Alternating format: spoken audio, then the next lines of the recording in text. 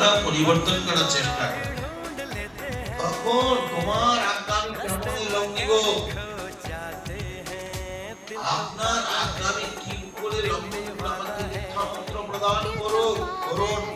এই বলে মুরারি দত্ত সর্বরাত্রি প্রস্থান করে জাগরণ করলেন।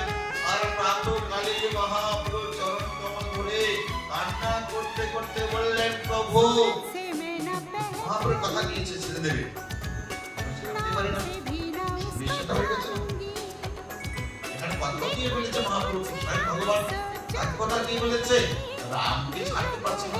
এখন একটা সংশয় হয়েছে, কখনো বিচার কি করলো, বিচার করলো বলছে, প্রভু আপনার আগমন মৃত্যু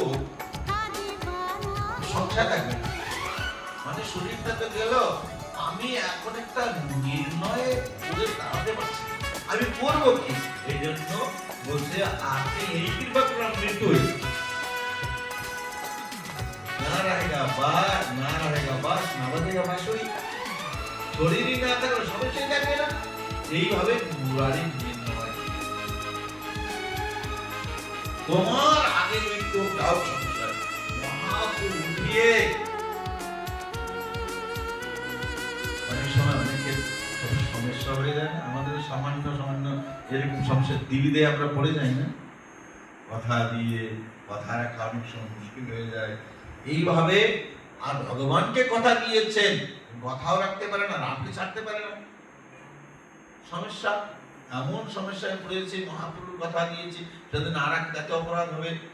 মহাপ্রভু, সাধু সাধু গুপ্ত তোমার সুধীর ভজন, আমার বচনে তোমার নাটলীল মন, এই মতো সেবকের প্রীতি প্রভু পদে চাই, প্রভু ছাড়াইলে পদে ছাড়ানো না চায়।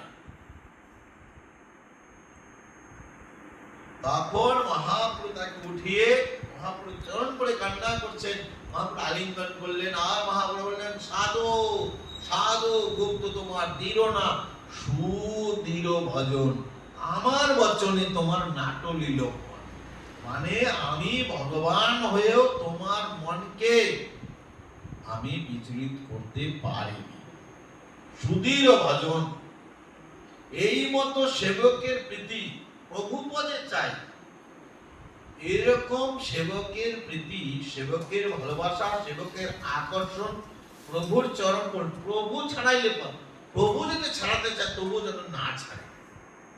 শিব যখন পার্বতী তপস্যা করছে, শিবকে পতিরূপে প্রাপ্ত করবে,